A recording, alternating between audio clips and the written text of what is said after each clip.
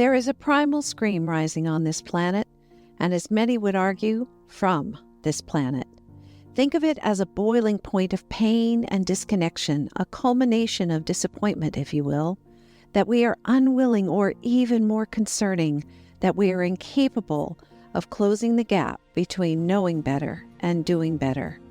In my work with young people, I hear a common refrain: I'm not suicidal, but I'm not sure I want to be here anymore. This is a clarion call that something's got to give. The New York Times refers to this slow death of the human condition as a pandemic of loneliness. Mental health practitioners refer to it as a crisis of global proportions, leading to ever-increasing rates of suicide, self-harm, addictions of all sorts, violence against others, and a population increasingly dependent on mood-stabilizing drugs just to function. Bottom line, we are struggling to exist in a world our nervous systems were not designed for. To exist in a perpetual state of fight or flight is the greatest theft of our human experience. We're being robbed of our potential to live a life of peace and harmony. Is there a way out of this path of self-annihilation and mutual destruction? I believe there is.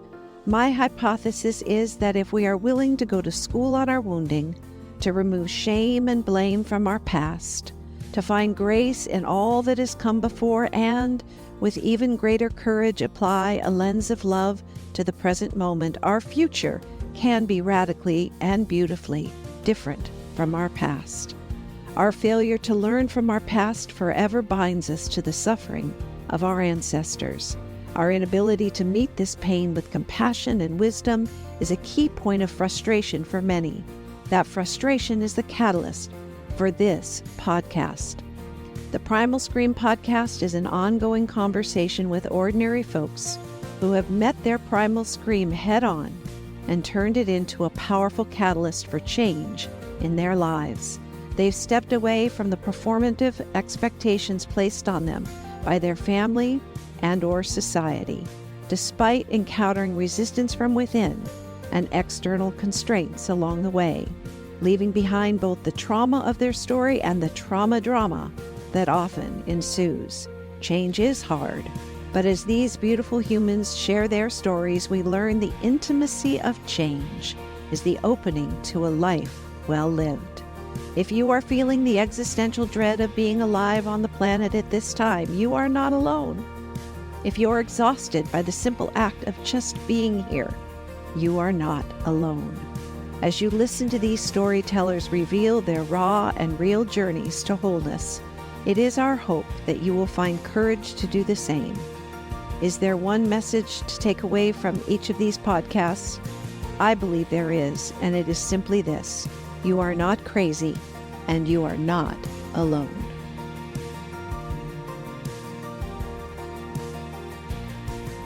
Hi, welcome back to the Primal Scream podcast. I'm here with my dear friend, Arnold Westphal, and he wears many hats, and we're gonna explore the personal hat as well as the professional hat, because like me, he is a community builder and healer and space holder, and he's doing it from the masculine perspective while I do it a lot with a feminine perspective. So we've been building up to this conversation for a long time, and I'm really excited to have you here. My great and have joy. You be a part I've been of this. excited about this welcome very and much. Thank you for being here, Arnold.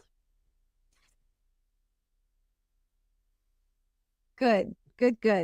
All right. So, as you know, the title of this podcast is really just a door through which we enter to explore what is both the primal scream as well as the underlying energies that are known in that space. And so if I may, I'd love to hear first from a personal perspective, and then we'll morph over to the collective perspective. What does the term primal scream bring up for you? What does it mean? How have you experienced it, and what was that like? When I heard the title of the podcast, I just was taken aback. Like, wow, have I done that? where is that in my life? What does that even mean? Am I returning to the animal? So I played with all these ideas, and in listening to the conversations you had, the theme that keeps coming back to me is not about fierceness in the terms of ferocity, but it's about declaring, I'm here.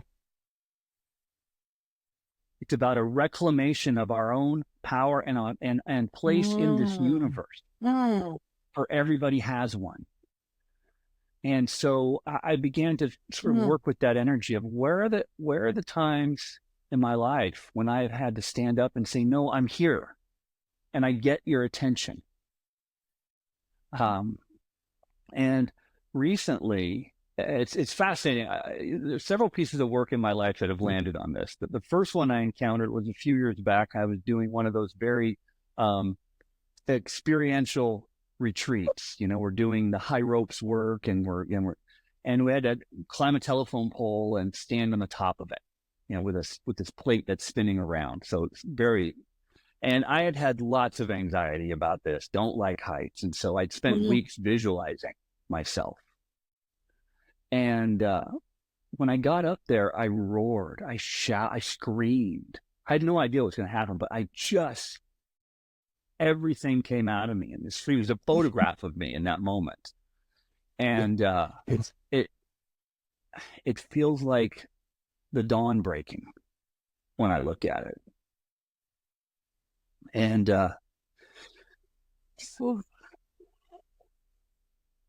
wow, what a beautiful metaphor, the dawn breaking. Those two words, just the way they play with each other, dawn meaning new beginning, and then breaking. One feels like it's elemental. There's a primalness and in to that processing description. it, I came to realize that the weight of my own personal journey through shame, my own personal journey of not enough.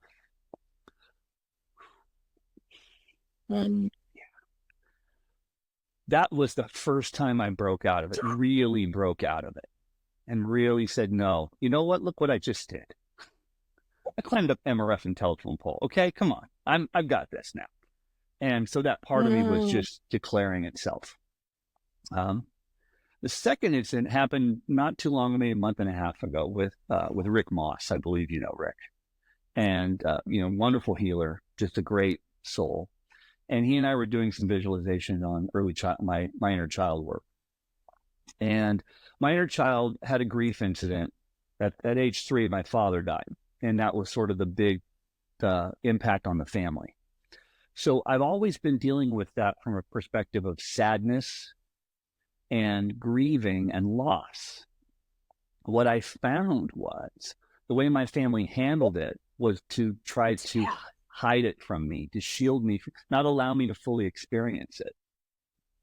And there was this angry little boy. And so Rick had me visualize a scream. And we set the scene up, and there was a mountain like Fuji in front of me. And this kid just screamed and screamed, and that mountain shattered. And I thought, wow, that's a lot. So let me I'll pull on that thread a little bit. So here you are, 3 years old, and you experience what a lot of children experience, which is the denial of the reality that the family is going through something, but parents try to shield the child from that experience. In the book Die Wise by Stephen Jenkinson, he talks a lot about the importance of including children in the grief story so that they have an outlet, they have a reference point for the disquieting, dysregulating energies all around them, instead of everything's fine and he won't remember this. But children do remember, even though they may not cognitively remember. There is a somatic imprint of that moment. And then, so I love what Rick had you do. You saw a visualized mountain. And so can you put more words to that? Because I think there are a lot of people that do not directly relate to the concept of primal scream as something that they've expressed, but there's an energy there, like a pent up, And that release is restrained energy actually, that's, it's so the release say of more, something that's please. been long held sort of against its will, or in a way that is not Yeah. true. It's the Right. it's the false over the truth, and the truth will out, as people say, and sometimes it will out in a primal scream. And so this child, what the thing that people, I think, well, Right. we don't teach this in Right. our culture, so of course people don't realize it. As a child shielded from the cause of the event, what I saw was my family all suffer the impact of it. I had two older sisters who were in their teens, and I had a mom. And what I saw was everyone in distress, Right. including my twin brother. And so I used my magical thinking to write a story about it. And because I'm a child, I'm the center of my own universe. Guess who the main character is? So now I've assigned causality to myself on a subconscious level. Yeah. And the thing that occurred to me recently was when I assign causality, I also assign the ability to fix, the implied and inherent obligation and capability to fix it because I caused it. So it's sort of the wizard's apprentice at this point. How do I clean up the mess? But it's impossible because reality is shifted, Right. and we're not going to undo that. So this child, I had all this frustration for years and years at how do I help my family? How do I help? And it's this desperation around it. And yet nobody acknowledging. And the knowledge of the hypocrisy, and I can only use the term hypocrisy. It wasn't malevolent hypocrisy. It was a benevolent hypocrisy. And yet there I am, 55 years old. And so when Right. Rick said, I want you to look out, what do you see in front of you? And I said, a mountain. And he said, good. And I want you to let that boy scream all his anger out, because I was angry about it. I was so angry. Right. Well, you're powerless, you're helpless, and yet you have, When I your have no mind has agency over seduced it. you into thinking you have And some so control over this all situation. the work I'd done on grief, which was huge Yeah. in getting rid of my sense of loss, never addressed the anger that was really capping. What happened was watching my mom go through it.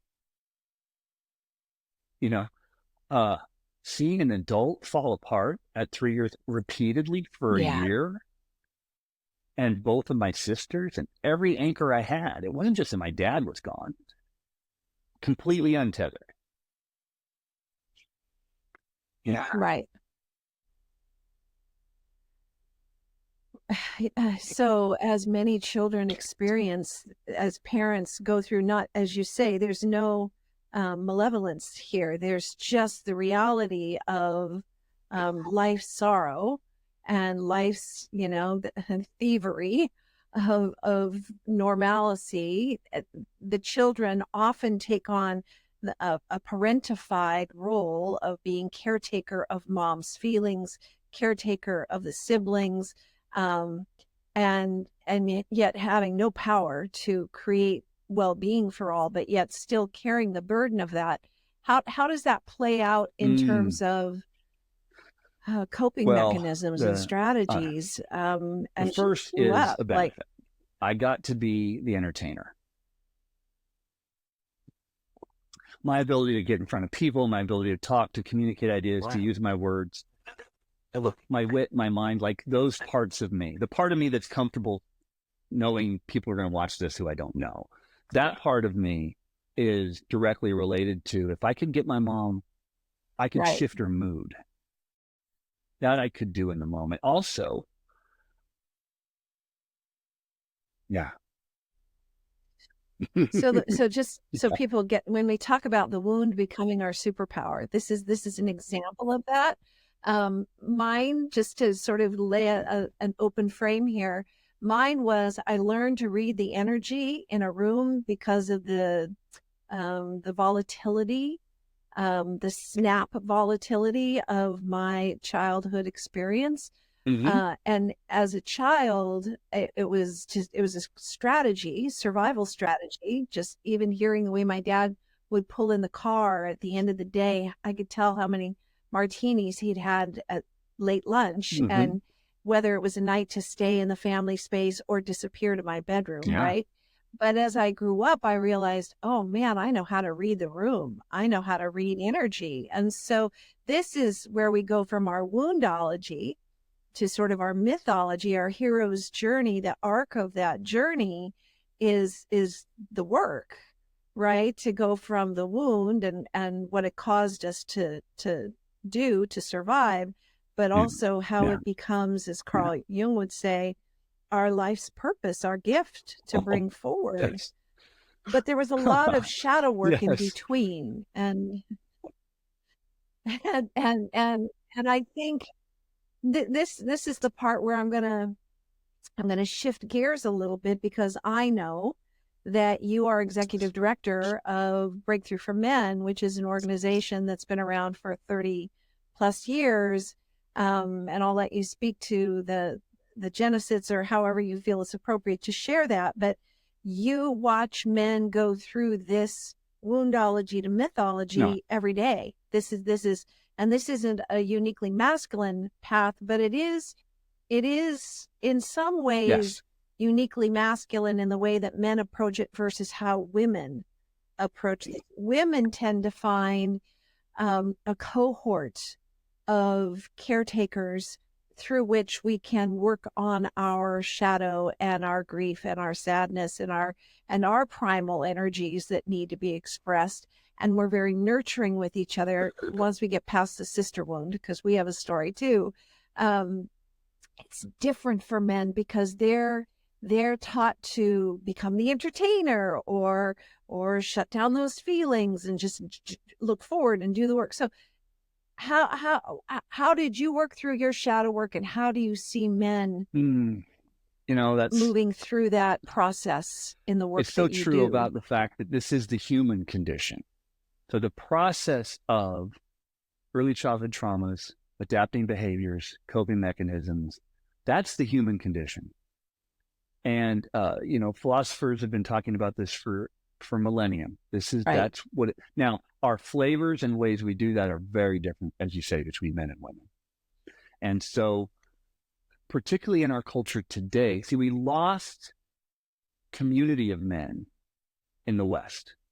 There are many cultures that have a community of men, in which cases they're able to still maintain those sort of community archetypes that men have, and they have process and ritual to move men through this process of adulting, which often involve wounding and trauma, and but it's ritualized and it's choreographed, and there's a lesson at the end, and there's a welcoming.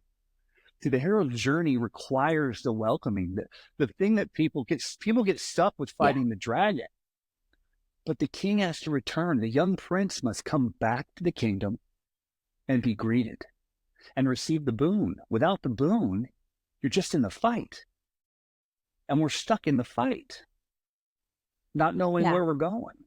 Right. So that, this hero's journey piece is so powerful because it really helps. It is a roadmap to doing this work. The fact that they become our gifts, and those gifts look different in every man. Yeah. But it comes down to the same thing. How do I contribute to the ones I love? And the self-imposed suffering and punishment that men deal themselves when they do the opposite out of conditioning. There's nothing more frustrating than doing something is not in your nature, and you don't know how to stop it. Hence, shame rolls into the picture. Right. And now we're at that inner rap sheet. Yeah. I talked to the guys in the workshop about my rap sheet.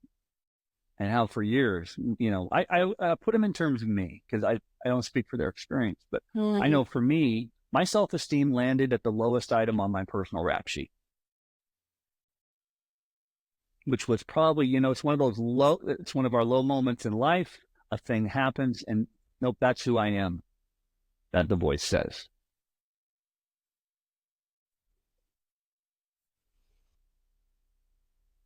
So, this is you and I talk a lot about this rise of the feminine and the feminine claiming power back from the toxic masculine patriarchal construct that we all are suffering from, men equally.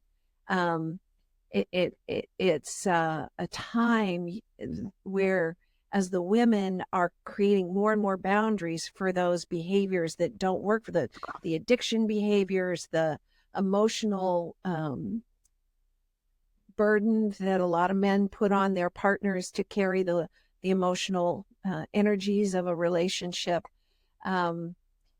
Their men in many ways are both freer than they've ever been, but also feeling more isolated because they don't have a roadmap for this new place. And the feminine saying, hey, we're done taking care of you. You need to figure this out. Go be in community with other men, because that's where men heal. Yes, and men they do need that. Right? What we also need is to figure out how to create that ourselves for ourselves. There is still the push-pull that goes on. And there's a paradigm that is over time and practice been bought into by both parties. So as men step out of that, as men start to say, I'm struggling, in a way that we just want someone to hear us so we can then not have to contain that and move forward from there. To me, this is all about accepting the reality of life as it is. Right. And our roles in co-creating what's not working. And this, the masculine pressure has built a system. Yeah. But there's sort of like that, and I'm going to use the wrong term here for this, I'm going to say Stockholm syndrome, but I know that's not it, where the victim begins to buy into the process to such a degree that if the process changes, they react as though something's being taken away. And so there was a great quote I just recently posted on Facebook from Brene Brown, where she says that, the men she interviewed as she started to work with men were saying, no, my family would rather I die in the fight than fall, or than be perceived to have failed at it. And so what I'm hoping we can do in our conversation around masculine and feminine is start to look at objectively, and this is where the courage comes in. This is where I invite men to step into real courage, because, boy, I'll throw myself in front of a pit bull. The lion's coming. That's it. That's in the story. What's not in the story is for me as a man to stand in front of a woman and say, I don't feel like I'm enough, and I'm doing it anyway. Wow.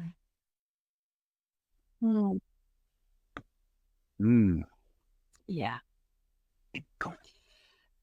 So as men, I remember this personal stuff, but my husband was involved with Breakthrough for Men, and involved as a participant and then in leadership. And so I watched the evolution of his work, but also I got kind of an insider's view of the process and the workings of the program. And I remember after he came home from the first breakthrough session and said, oh, this is not for me. This is not for me. And it had taken me a year of begging for him to please go. I said, you need something, and I'm not it. I'm not the salve that can heal this wound. You need to open this wound up in a place where you feel safe and seen and met by other men. There's a father wound in there. There's a brother wound in there. There's a toxic masculine wound in there that I have no roadmap for. That's not. And so he came on for the first session. Well, this isn't me. Those guys, some have addiction issues, and some have, they've lost their job and they're getting a divorce, and I'm married and I'm happy and I'm not an addict. And I said, well, depends on your definition of addiction. You talk about addiction in terms of drug abuse or pornography or something like, no, you're not that, but you have an addiction to me being your grounding stake in this human experience. And I'm barely making it on my own right now. I can't carry both of us. And he went back, and by the third lesson for third class, he came back to me and he goes, oh man, I owe you an apology. And I thought, whatever you learned in that class, I'm ready for this, whatever. And he just said, I never realized how much I depended on you for my emotional, caretaking, my emotional stability. And he said, I need to take more responsibility, to find more agency within my own self to tend what I need. And it isn't going to all happen through the sexual outlet, because that's where a lot of men find their solace, is in bed with a woman. But that's not very fulfilling for either party, as it turns out. So I remember that moment where the light bulb went on for him, and he realized, wow, I never realized how much the feminine was carrying the masculine. We rely on each other in very specific ways. And when we do this dance, I think about my own addictions in life, which were behavioral, not chemical, just as painful. Because what it did for me, in my experience, was kept me in that juvenile state, kept me from growing. It basically just puts a complete stop on any growth. Yeah. And so you end up stuck. And this is where men end up and go, how am I here in my 30s, 40s, 50s, 60s, 70s? Because everything stopped. Because all that mattered was making that feeling not be present or be out of the way. And, these dark parts of ourselves, these dark parts of myself, only seek their own end. They don't have my best interest at heart. And addictions become that hungry ghost of the Buddhists, where it's insatiable. And what happened in my experience, at one point in my life, it did the trick. There was a time when, oh yeah, that snack, that was exactly, I feel fine and go about my day. Well, oh yeah, a little dopamine, I'll change the chemistry real quick and off it goes. And then eventually that has to happen all the time. And it just gets bigger. And so there's no satisfying it. So an addiction is, that place we go that's unsatiable to alleviate a feeling that's unalleviable. And now we're stuck with, who am I? And, breakthrough is all about understanding that anything outside of ourselves, and this is sort of, I've been integrating this now for 5 years pretty intensely in myself. So in the workshop, we talk about we're responsible for our own feelings. We can create our own feelings, and we have a community to be with us so that we can discharge and express things that are troubling to calm our nervous system and allow us to then operate from a place of choice. So that's what we teach in the workshop. And if you follow that, or any real mindfulness practice, you get to that place eventually where you go, oh, not only do I get to choose my feelings, everyone else does. And they get to have them. And I'm not in charge of them. And I can choose whether to let that into my system or not. And all of a sudden, kindness and compassion and love become the baseline. The for self, the awaken. No, first, always inward first. And not we start working. First. I did a piece on this at the summer retreat about working outward versus working inward. Yeah. That at the beginning, we have to work outward. I have to work with what's there as though it's out there. And then I get comfortable enough to where it can get to my boundary and, okay, I'm good. Right. Now, that's going to stay there. I can turn around and look here. and start to dig into what's underneath my response to this stimulus. Now that I've got it as stimulus and not a judgment, that's a much longer game. But there's this thing that happened, and, my spirituality reawakened. Yeah. Edi, we've talked, my story, you with the Mormons, me with Jehovah's Witnesses, it was just for a young man seeking to reinforce a shame story. Jumping into that religion in the middle of puberty was the perfect cocktail for me, because I'm earnest. One of the things I can affirm about myself now more than ever is I'm completely earnest in the things I do. And I'm completely genuine with my heart and my love. So as an earnest young man, involving myself with young ladies, because that's what 13, 14, 15, 16-year-old boys do, I said, hey, I need help. This thing happened with this girl. Right. And what I got was, okay, so now you don't get to talk to anybody in the congregation. You just get to sit here every week. And when we think you've sat long enough, we'll interview you occasionally. We'll allow you to have community again. And, there are tribes in Africa who execute people by making them invisible.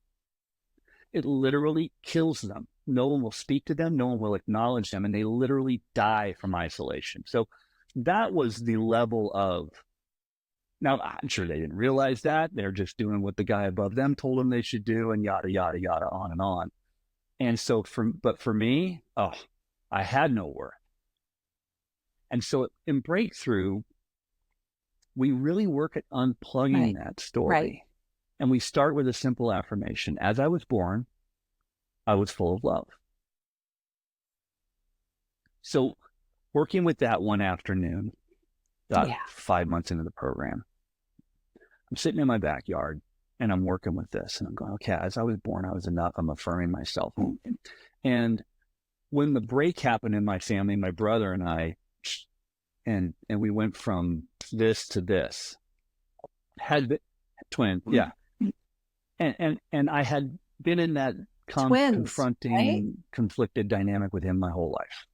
So this is 45 years later, and I went, oh shit! If it's true for me, it's true for him. And that flood of feelings came on. And then, holy shit. I mean, it's true for her and mom. And Edi, it was just one of those moments where your brain opens up and the universe pours in. And it was hard to take. The bigness of that.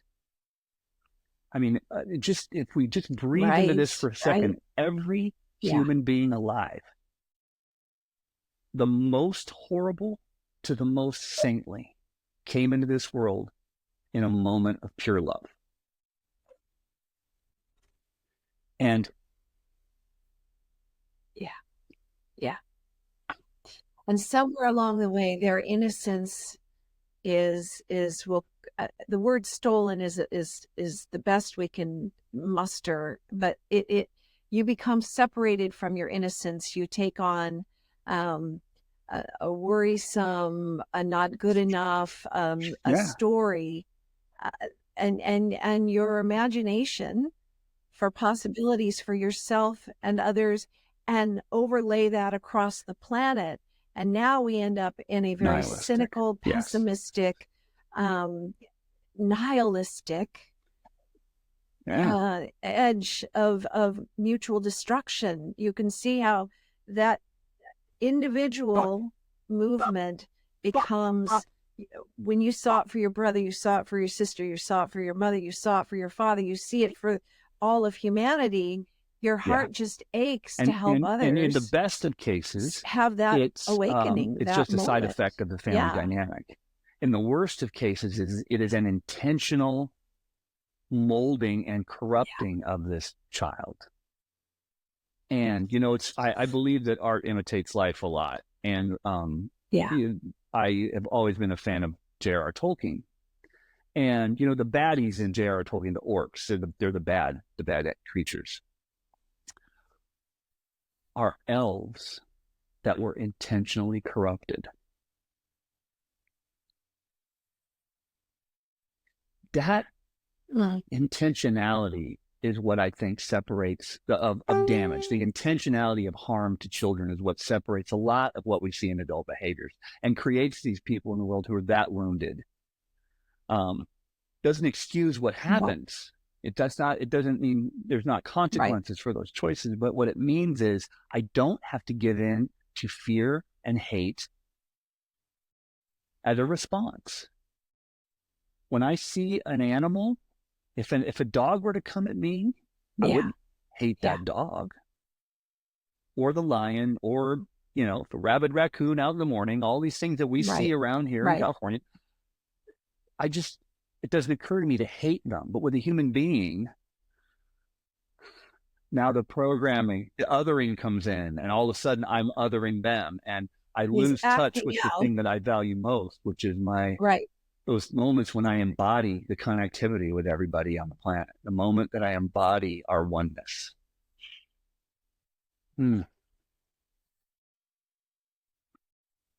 So there's a word that we're not using here, and I'm careful to use it only in a conversation around understanding the underlying implication, but evil. When you see a corrupting influence on children, child trafficking, child abuse, pedophilia, sex trafficking, all the ways that the innocence is wrestled away from children. So many people have this, and this is a religious orientation of good and evil, and I can't land there because it denies their original loss of innocence, where the victim becomes the victimizer. Somewhere in that process, there wasn't enough support around them. There wasn't enough of a place for them to land in that total dysregulated, separated from self. And I wonder, in your brilliant mind, how you hold the concept of evil. To me, it's just further separation from self, more unconsciousness, less ability to engage with the potential of pain. I see it in a couple others. of ways. One is I add the layer of generational trauma on top of this. That I believe these perfect storms of circumstance build over generations, and it's wounding upon wounding upon wounding upon. So when we land at somebody, you know, I'll use a past political figure. When we landed a Hitler, when we landed a Pol Pot, when we landed Pinochet, it's generations in the making. So that's one. The second is dehumanization can result in a switching. And Dr. Hawken talks about this a lot, where there is a lower level of consciousness where it flips and one starts to perceive bad as good.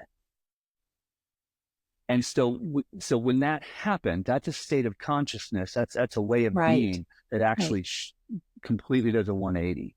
And in that space, and he calls it a demonic inversion. So there's that phenomena that happens as well. What I do for myself is I understand that in the context of our shared human experience, as far back as we have records of it, the story has always been that these forces are part of our culture. These forces are part of our world. They're in the world. In other words, they're not of a person, they're of existence. And that yin-yang part, there has to be a dark part. There has to be a destroyer to a creator. There has to be, there has to be for the ones who are healing. There has to be one that is harming. And unfortunately, I mean, I would love it to all be utopia, but I just see balance in the universe. I see stars exploding and being born. And I just think if I take that down to our level on some place, there's a place for them. And in the ecosystem of human consciousness, that's there. You know, if you look at the Tibetan Book of the Dead, all the ways to get out of the wheel of karma, some of them are painful. And so I go to that sort of big view. And then I can say to myself, okay, wow, what have I gone through on my small level? What harms to myself and others am I giving myself forgiveness for? And am I working, you know, and then I allow that's just a bigger scale. So it becomes the allowing piece, and then knowing what I can do. So, Yeah. you know, hurt people is a phrase. Healed people heal people. Yeah. And where I can be, where I have agency is when I'm with a person or a group. I can affect the people who I can reach. And so you talked about earlier about, you know, wanting to be an expansive type of person. I'm an expansive type of person because I want to reach people and hold what I've got out. Here's my cracker. Would you like a bite? And they can say yes or no. But I'm going to make the offer all the time. That's who I am. Right. Yeah, I do love that about you. I think we walk a similar road in my work as well. I spend a lot of time creating a shameless container for people that I got no shame for any story, you know, anything that brought you to this moment. What I'm here for is this moment of choice and empowering your agency to choose something different for yourself. And then by extension, healing your lineage, healing all that comes after you and everyone that you have the opportunity to touch in your life. So, all right, let's stay at this big global moment, Arnold, because the patriarchy, we call it, I refer to it because I don't want it to be a masculine centered label, as a doctrine of dominion, a place where we think we have domination over others around us, that we do not see ourselves in. There is an othering in others. And I see the fear that's, you know, sort of red. At the same time, I see the light rising. It's like you and I are both fans of Dr. Hawkins' work, and he talks about this moment where we're gonna transcend the fear. We're gonna transcend the old story, the need to dominate, which was a survival strategy from the beginning of time, that we've mastered the story of fear, that we will reach a point where we're done with it. Like we just as individuals reach that moment in their own consciousness, like there's no one to blame. There's just what I choose for myself going forward. And collectively, we'll reach a choice point, maybe not all at once, but enough saturation in the human story that all of a sudden the narrative defaults to compassion and forgiveness as a first line of approach, rather than blame and shame. And I wonder if you're seeing this evolution in the masculine world, where I just wondered 20 years ago or 30 years ago when Fred Jellis started Breakthrough for Men, if it was different then than it is now. Is there a saturation point? Are men showing up less shamed by their history and more willing to just skip the generational shame and move into the healing? I'm curious. They're showing up with the same amount of shame. The shame is the predicament of men. What they're showing up with is a shifted vocabulary. So in you know, what I can discern, I wasn't involved in Breakthrough 30 years ago, but I read the materials and know a lot of the guys. And not only was it about recreating connection among men and a physical, affectionate connection among men. See, what the huge piece men lost was our ability to be affectionate without any sexual connotation on it. And the fear of being sexualized by another man, which is terrifying, by Right. the way. You know, rapes among men are also horrific. Rape in any form is a horrific thing. So there's a great Yeah. deal of fear. Yeah. And Fred did a great Yeah. job of teaching a way to unplug that, to get men to feel safe connecting, at least with other men who they knew were safe. And sort of the club was created to understand, oh, I got you. We have a shared Right. experience, and I can have a hug. Oh, hold me for a second. I'm really stressed out. Because physical soothing is an amazing thing. When our nervous system is dysregulated, oh my goodness. To have somebody come in, and Yeah. I have men walk in the office and say, can I just have a hug? I don't need to know why. And we both go about our day kind of enriched. So Yeah. he unplugged that, and he unplugged the homophobia that was, rampant. You got to remember, AIDS was a thing. It's the late 80s, early 90s. I was just graduated high school. I mean, gay was the most gay was a pejorative. In fact, my people I love dearly in my life still use it as a pejorative. And I just have to be who I am with them, and hopefully that door will, However, that was the place. Nothing worse than being gay. And so that got unplugged. And what we've seen in our culture, Right. with new attitudes of sexuality and new attitudes of gender, and I mean, just like the smorgasbord of who you want to love in the world and how you want to love them. No. Yeah, And it's all about choice very and nuanced, consent. not so So black in and those white areas, anymore. I think that Yeah. now sexual assaults happen all the time still. Just because there's this new paradigm doesn't mean that went away. It also doesn't mean there isn't shaming within the context of each of those sub-communities. Right. It also doesn't mean that stepping outside of the box of expectation. I think what we haven't learned is how to meet somebody outside that box of expectation with love and curiosity. That's what I think is missing, Edi. And my great joy is having that conversation with people about how can you be loving and curious about someone that's other than who you are, and operate initially from, we are both participants in this human experience. Therefore, we both have equal value. And wow, look at how different that looks from mine. How can I learn? Tell me about that. Yeah. And then see each other for who we are.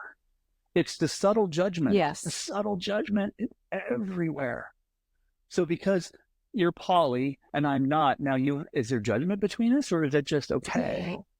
And really, is there judgment between us? Because we can all say it's just okay, but it's getting underneath the conditioning to judge. It's so subtle. Right. And needing to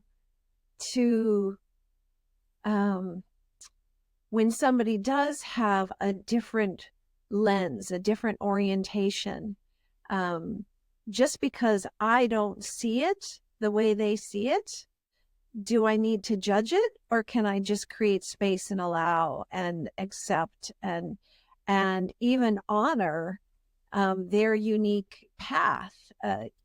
One of the things that you and I have really sparked about is I had this revelation as I've been healing my feminine over the last, a drop in the bucket. I don't know, we'll call it 65 years.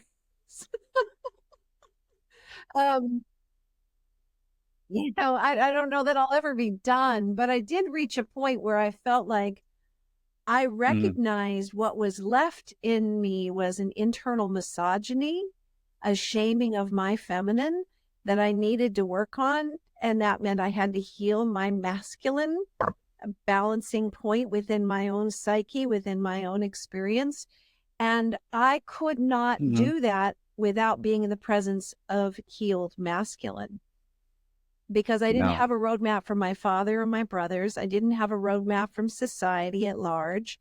I have a loving counterpart in my partner, Stephen, but I don't have a platonic masculine playmate safety, like who are we when we're not walking that constant edge of tension between the masculine and the feminine? And one of the things I've loved and you've been a part of over this last couple of years, and specifically this summer, we had some ecstatic dance events where we invited the healing masculine and the healing feminine to come into a space together and to move and to just, who are we now? What does that look like? And some of the conversations that have, come from that experience have been so rich that the feminine feels like if she says no, somebody will come and say, do you want to dance, or do you want to, we're always afraid that if we say no, thank you, the blowback that comes, and the masculine's afraid of the blowback just as much as the feminine's. I'm afraid, like we've got these barbs from past, and I loved what you just said about, can we show up curious for the other person's experience? And that's where I'm finding the most tender grace for the masculine is, you're just as freaked out about this new set of rules as we are. Like, we're like, can I have a hug from a brother in community and have that be safe? And can his partner receive that I'm having and fortunately I have enough good healed brothers around me that and good healed sisters around me that we're all sort of playing in this, who are we now without that fear-based edge between us? I'm wondering how that looks from your lens. It's challenging, these opportunities to come together elicit the response from those parts that are still dancing in their light distress. Yeah. And so for me, it's been fascinating just to watch myself scared. Be with this energy, and how am I engaging or not engaging? And isn't that interesting how, it's frankly, I've just been like self-observation in those spaces, just because I've got to learn who I am in that place. And it feels safe. Yeah. But this ability to observe ourselves is so vital to moving ourselves forward, to honestly observe ourselves. And the question I really am juiced to ask people now is, how do you see me? What do you perceive? Because that's a risky question. And at the same time, if we trust each other and I'm listening and curious about the person, I can receive the message if I take in all the communication. I see it happen. I saw it happen yesterday afternoon. Two people were having a conversation and a word was used, and the word triggered somebody. And, there's a grace of clumsiness that I want to invite people to use with each other. We get to be clumsy at this. I demand the right to be clumsy in loving other people as I learn. Because otherwise, if I just get slapped back, well, old me would have told everybody to go fuck themselves, and then I'll just live in my isolation tower and self-medicate till I'm not on the planet anymore. There's no fun in that. Yeah. Well, and then we project they're the problem. It's this clean mirror, this gentle mirror that we're asking of each other. How do you see me? And I've appreciated some men saying, "Oh, I didn't realize that made you feel unsafe. Thank you for helping me see that." And for feminine, I've heard men say, I'm so afraid to approach a woman now, even if it's just to understand who they are and what their story is, because they've got so much we don't have the language. And baggage. We don't have the language or the skills to walk up I don't want to be. Let's say two women are having a conversation and I'm curious. I don't have the history or background to feel safe walking. I'm going, hi, I'm super curious about you two, and I'd love to have conversation with you if there's space. instead of just walking up and standing there awkwardly until they acknowledge me, Right. but to Right. invite, to open up with an invitation and then accept a response. Either, oh, yeah, great, we're talking about this, or, we're having a moment together, maybe a little later. I can come talk to you later. Like that simple exchange is so hard. It, yeah, it's so hard. And I think we have to create a conversation in a container for that inquiry to happen so that people go, oh, look at him. One of the great story I read a few months ago was a woman, she goes, I'm going to tell you a story and I'm going to tell you how it ends. First, I'm going to tell you how it ends. I'm going to tell you that I ended up really appreciating this guy, but I didn't when he first came up to me. He said, I'm fascinated by you. I love your energy. I would love to have a conversation with you. And I want you to know that it's okay if you say no. I'm not going to react badly.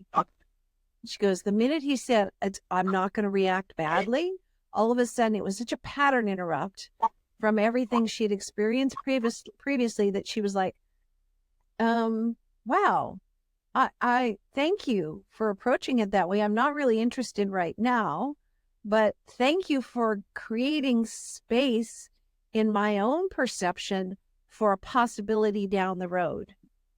It's like, I loved what you said about your clumsiness, permission to be clumsy, permission to be awkward. I have this picture in my mind of junior high dance, and the girls are on one side and the boys are on the other, and conquest and capture is part of the zeitgeist of the experienced, and we're supposed to figure out who we are in the middle of conquest and capture.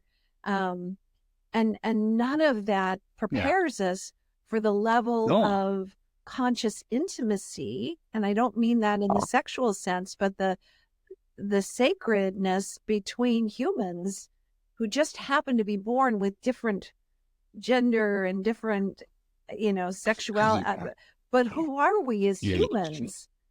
We've never, unless you're in a community where that is the explicit intent. And even then we struggle to find a way to energies. I love what you just said, though. That was such hard. A beautiful, and I want you to know it's okay to say no. That's a direct exercise we do in Breakthrough. Yeah. Direct to be asked, and now everybody start getting your nose in there. Yeah. And the response is still thank you. And I just realized there's a little thing that can make this conversation go a little more easy, perhaps, is the word thank you. That when an invitation is made, thank you, I see you, and this isn't a good time. Yeah. Like just that briefest of not a rejection, like it's an accepting no. It's an allowing no that says, we're both agents here and nobody's being rejected. You have value. Yeah. And we have to go out of our way to say that because we've lost our inherent ability a 2-year-old has to do that with another 2-year-old, right? This is why people are so amazed, I think, by little children who just love each other. Because, talk about hardcore conditioning. How hard look, we're having a whole conversation around this one simple thing that's intuitive and natural at one point in our life. So this is kind of the mountain we're taking on in this conversation. So so this is a wonderful way to sort of bring a closure to this conversation, although I sense that you and I could go on for days, but all the right reasons ask us to bring this to some final point of all of the no's that we overrode in ourselves, that we overrode of others, the boundary violations coming and going both directions. Ooh. To me, that's where the primal scream you said that hangs out. What landed on me was I've been working a lot with the opposites of things. Dave Rico in April, he was out getting a lecture and he talked about understanding these attributes of love by looking at their opposites. And so this diagram in my head has come up of what is it in the masculine that we pretend to do without genuinely accessing, and we make it look like the feminine side. And what is on the feminine? And what I came to realize is men are in their power, women are in their softness, and this is what we portray. This is the part of us that we're societally allowed to access. Yet the strength of women is equal. There's no diminishment on either side. So I'm not going to say one's greater than the other, but different. Women have this supportive power, I don't mean like earthy, strong. I got this. I can just immovable, boom, and safe. And men have this mobile action, change power. Saying this is, but when a man accesses his feelings, it looks different. And so what we try to make it look feminine. And it comes off as disingenuous. It's not true emotion. When a man's truly in his emotive state, you can tell, and it looks like a man feeling emotions. And when women are truly in their power as women, not trying to put on the masculine power role, Edi, is there anything more beautiful than that? Yes. It's why beauty is timeless. It's why when we look to the elder wise women in our culture, and we see this shell that's a human being that's been through life, and we go, wow, that's not a 22-year-old on a beach, but I love that so much in a deep and yearning sort of a way. I yearn for that aspect of femininity. And I think the feminine yearns for that genuine, authentic male emotive. Yeah. Not this pretend. Not this pretend stuff. So how do we meet each other in our authentic, what we hide, in our authentic shadows, if you will?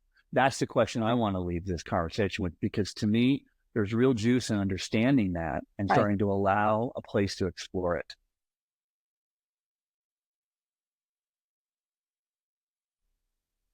Yeah.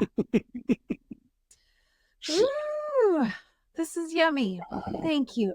Thank you. Thank you. And hopefully it has planted seeds of possibilities in others as well, to acknowledge the awkwardness, the clumsiness that we're all fumbling through the junior high dance floor together, and to be curious with each other about, hey, how's your process looking these days? And you know, what are you struggling with? And how can I be a clean mirror for you in that process? So I want to honor you and thank you for the good work you've done in your life, and how you're showing up as a wounded healer, one who can only share their wisdom through the authentic voice of their story in a way that offers a stepping stone for somebody to step onto or continue on the path and, that they're on in their journey. So thank you for that. You are one of those beacons in the world, and we all, you and I both agree that people don't come into our orbits by accident. And I'm grateful that we get to dance on this path together. This is truly important stuff. And and anybody listening to this, I just want to encourage you to step into this space. There's a lot of love in there. Yeah. Thank you, Edi. Yeah. For sure. For sure. Thank you, brother. To be continued. Thank you for joining us for the Primal Scream podcast. We appreciate your willingness to sit in the pain and exploration of a fellow human. It is our hope that you found a thread that you can weave into your own story going forward. There is great beauty on the other side of the Primal Scream. A wise elder once said, "We are the ones we've been waiting for." And we are not waiting any longer for someone or something to shift the human story from fear to love. It's on us to redeem ourselves from our individual and collective unconsciousness, to find our ease of beingness. The future belongs to those who show up. We'll leave you with the song Like the Children Do by Meredith McHenry. She reminds us that the way home is the path of innocence reclaimed. See you on the next podcast. Have a beautiful day.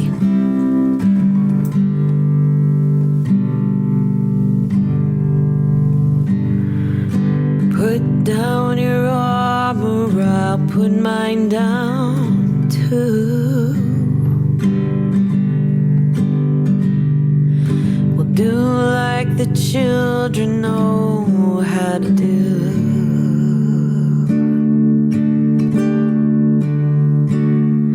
We'll fill up a pail with the pain they caused you. We'll pour it all out like the children do.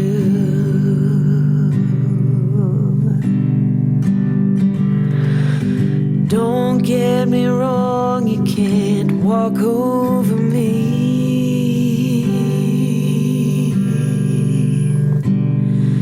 But I'm strong enough to hold you when you're weak. I know I fucked up and you sure have too. So let's just start over like children do.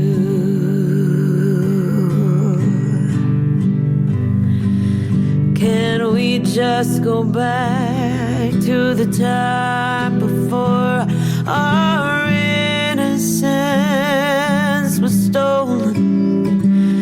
I don't know how to get us there, but I'll keep hoping. I'll keep hoping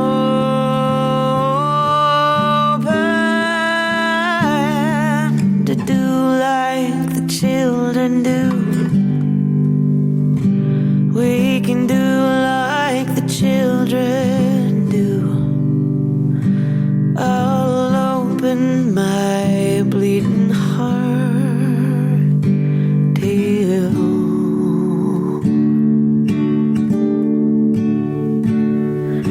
Let's just pretend for a minute or two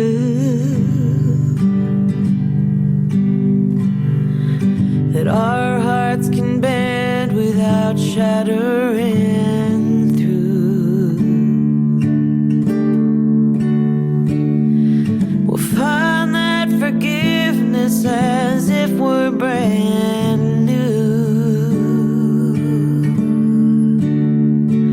And you'll walk through the fire like it can't burn you.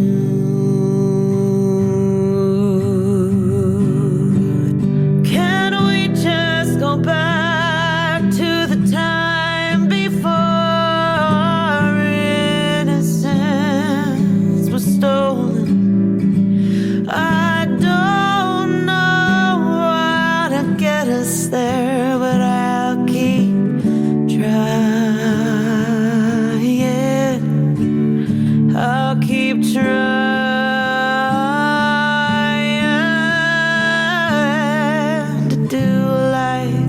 Children do.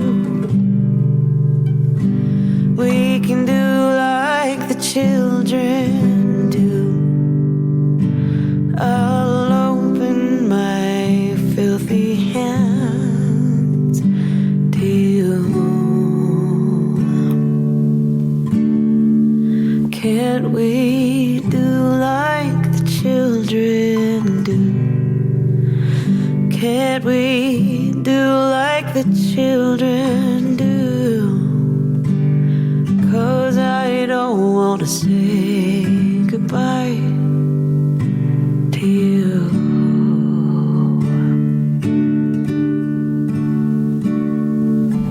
Put down your armor, I'll put